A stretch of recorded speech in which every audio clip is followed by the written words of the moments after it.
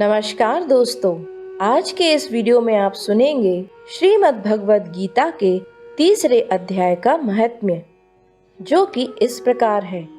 श्री हरि विष्णु भगवान लक्ष्मी जी से कहते हैं, हे प्रिय, जन स्थानों में एक जड़ नामक ब्राह्मण था, जो कौशिक वंश में उत्पन्न हुआ था। उसने अपना जातीय धर्म छोड़कर बनिए की वृत्ति में मन लगाया। उसे पराई स्त्रियों के साथ व्यभिचार करने का व्यसन पड़ गया था। वह सदा जुआ खेलता, शराब पीता और शिकार खेलकर जीवों की हिंसा किया करता था। इसी प्रकार उसका समय बीतता था।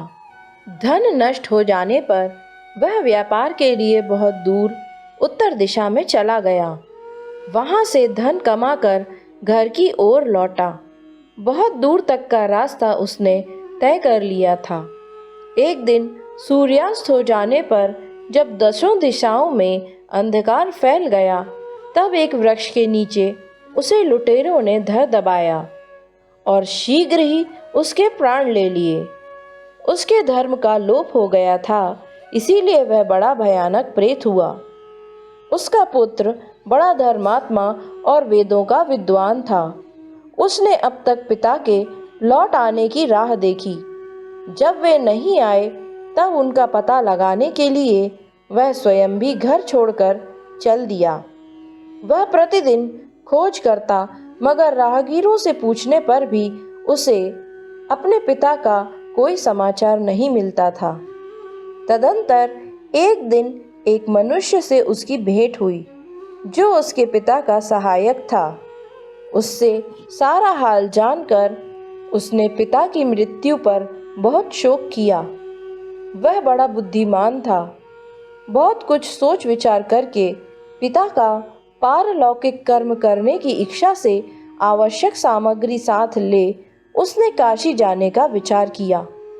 मार्ग में 7-8 मुकाम डालकर वह 9वें दिन उसी वृक्ष के नीचे पहुंचा, जहां इसके पिता मारे गए थे। उस स्थान पर उसने संध्योपासना की और गीता के तीसरे अध्याय का पाठ किया। इसी समय आकाश में बड़ी भयानक आवाज हुई। उसने अपने पिता को भयंकर आकार में देखा। फिर तुरंत ही अपने सामने आकाश में उसे एक सुंदर विमान दिखाई दिया, जो महान तेज से व्याप्त था। उसमें अनेकों क्षुद्र घंटिकाएं लगी हुई थीं। उसके तेज से समस्त दिशाएं आलोकित हो रही थीं। यह दृश्य देखकर उसके चित्त की व्यग्रता दूर हो गई। उसने विमान पर अपने पिता को दिव्य रूप धारण किए विराजमान देखा।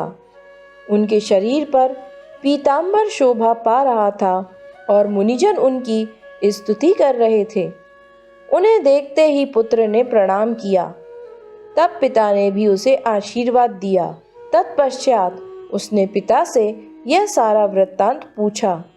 उसके उत्तर में पिता ने सब बातें बताकर इस प्रकार कहना आरंभ किया, बेटा, देववश मेरे निकट गीता के तृतीय अध्याय का पाठ करके तुमने इस शरीर के द्वारा किए हुए दुस्त्यज कर्मबंध से मुझे छुड़ा दिया। अतः अब घर लौट जाओ, क्योंकि जिसके लिए तुम काशी जा रहे थे, वह प्रयोजन इस समय तृतीय अध्याय के पाठ से ही सिद्ध हो गया है। पिता के यों कहने पर पुत्र ने पूछा, तात, मेरे हित का उपदेश दीजिए तथा कोई कार्य जो मेरे लिए करने योग्य हो बतलाइए। तब पिता ने उससे कहा, हे पुत्र, तुम्हें यही कार्य फिर करना है। मैंने जो कर्म किया है वही मेरे भाइयों ने भी किया था।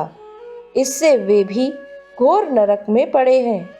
उनका भी तुम्हें ही उद्धार करना चाहिए तथा मेरे कुल के और भी जितने लोग नरक में पड़े हैं, उन सब का भी तुम्हारे द्वारा उद्धार हो जाना चाहिए। यही मेरा मनोरथ है। बेटा, जिस साधन के द्वारा तुमने मुझे संकट से छुड़ाया है, उसी का अनुष्ठान औरों के लिए भी करना उचित है। उसका अनुष्ठान करके उससे होने वाला पुण्य उन नारकी जीवों को संकल्प करके दे दो। इससे वे समस्त पूर्वज मेरी ही तरह यातना से मुक्त हो स्वल्प काल में ही श्री विष्णु के परम पद को प्राप्त हो जाएंगे। पिता का यह संदेश सुनकर पुत्र ने कहा, तात, यदि ऐसी बात है और आपकी भी ऐसी ही रुचि है तो मैं समस्त नारकी जीवों का नरक से उद्धार कर दूंगा। यह सुनकर उसके पिता बोले, बेटा, एवमस्तु, तुम्हारा कल्याण हो। मेरा अत्यंत प्रिय कार्य संपन्न हो गया। इस प्रकार पुत्र को आश्वासन देकर उसके पिता भगवान विष्णु के परम धाम को चले गए। तत्पश्चात वह भी लौटकर जन स्थान में आया और परम सुंदर भगवान श्री कृष्ण के मंदिर में उनके समक्ष बैठकर पिता के आदेश अनुसार गीता के 3 अध्याय का पाठ करने लगा। उसने नारकी जीवों का उद्धार करने की इच्छा से गीता पाठ जनित सारा पुण्य संकल्प करके दे दिया। इसी बीच में भगवान विष्णु के दूत यातना भोगने वाले नारकी जीवों को छुड़ाने के लिए यमराज के पास गए। यमराज ने नाना प्रकार के सत्कारों से उनका पूजन किया और कुशलता पूछी। वे बोले, धर्मराज, हम लोगों के लिए सब और आनंद ही आनंद है। इस प्रकार सत्कार करके पितृलोक के सम्राट परम बुद्धिमान यम ने विष्णु दूतों से यमलोक में आने का कारण पूछा। तब विष्णु दूतों ने कहा, हे यमराज, शेष शैया पर शयन करने वाले भगवान विष्णु ने हम लोगों को आपके पास कुछ संदेश देने के लिए भेजा है। भगवान हम लोगों के मुख से आपकी कुशल पूछते हैं और यह आज्ञा देते हैं कि आप नरक में पड़े हुए समस्त प्राणियों को छोड़ दें। अमित तेजस्वी भगवान विष्णु का यह आदेश सुनकर यम ने मस्तक झुकाकर उसे स्वीकार किया और मन ही मन कुछ सोचा। तत्पश्चात मदोन्मत्त नारकी जीवों को नरक से मुक्त देखकर उनके साथ ही वे भगवान विष्णु के वास स्थान को चले। यमराज श्रेष्ठ विमान के द्वारा जहाँ क्षीर सागर है वहां जा पहुँचे। उसके भीतर कोटि कोटि सूर्यों के समान कांतिमान नीलकमल दल के समान श्याम सुंदर लोकनाथ जगत गुरु श्री हरि का उन्होंने दर्शन किया। भगवान का तेज उनकी शैया बने हुए शेषनाग के फणों की मणियों के प्रकाश से दुगना हो रहा था। वे आनंद युक्त दिखाई दे रहे थे। उनका हृदय प्रसन्नता से परिपूर्ण था।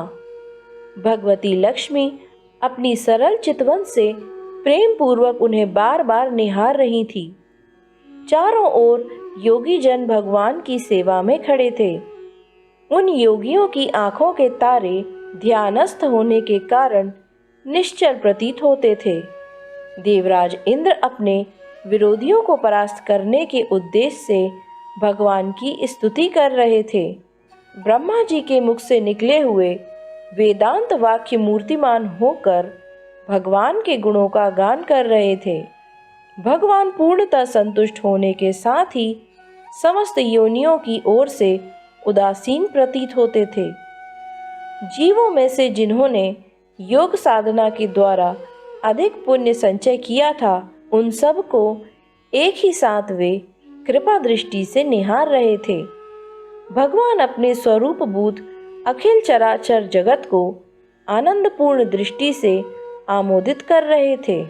शेषनाग की प्रभा से उद्भासित एवं सर्वत्र व्यापक दिव्य विग्रह धारण किए नील कमल के सदृश श्याम वर्ण वाले श्री हरि ऐसे जान पड़ते थे मानो चांदनी से घिरा हुआ आकाश सुशोभित हो रहा हो।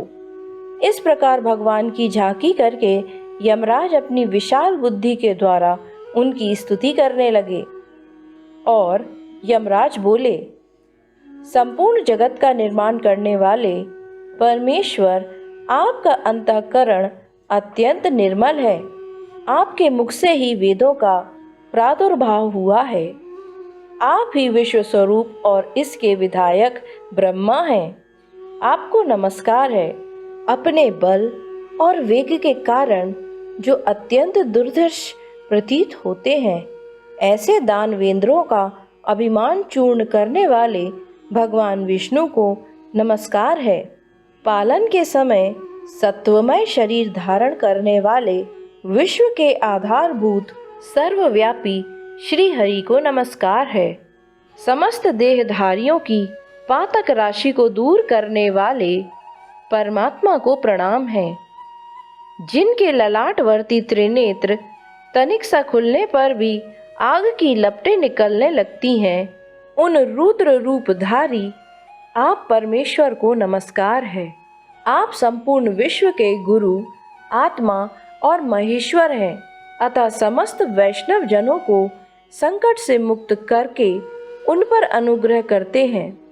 आप माया से विस्तार को प्राप्त हुए अखिल विश्व में व्याप्त होकर भी कभी माया अथवा उससे उत्पन्न होने वाले गुणों से मोहित नहीं होते। माया तथा माया जनित गुणों के बीच में स्थित होने पर भी आप पर उनमें से किसी का प्रभाव नहीं पड़ता। आपकी महिमा अनंत है, क्योंकि आप असीम हैं। फिर आप वाणी के विषय कैसे हो सकते हैं? अतः मेरा मौन रहना ही उचित है। इस प्रकार की स्तुति करके यमराज ने हाथ जोड़कर कहा, हे जगत गुरु, आपके आदेश से इन जीवों को गुण रहित होने पर भी मैंने छोड़ दिया है। अब मेरे योग्य और जो कार्य हो उसे बताइए। उनके यो कहने पर भगवान मधुसूदन मेघ के समान गंभीर वाणी द्वारा मानो अमृत रस से सींचते हुए बोले, हे धर्मराज, तुम सबके प्रति समान भाव रखते हुए लोगों का पाप से उद्धार कर रहे हो। तुम पर देहधारियों का भार रखकर मैं निश्चिंत हूँ। अतः तुम अपना काम करो और अपने लोक को लौट जाओ। यूँ कहकर भगवान अंतर्ध्यान हो गए। यमराज भी अपनी पुरी को लौट आए। तब वह ब्राह्मण अपनी जाति के और समस्त नारकी जीवों का नरक से उद्धार करके स्वयं भी श्रेष्ठ विमान द्वारा श्री हरि विष्णु धाम को चला गया। इस प्रकार श्रीमद् भगवद गीता के तीसरे अध्याय का महात्म्य पूर्ण हुआ।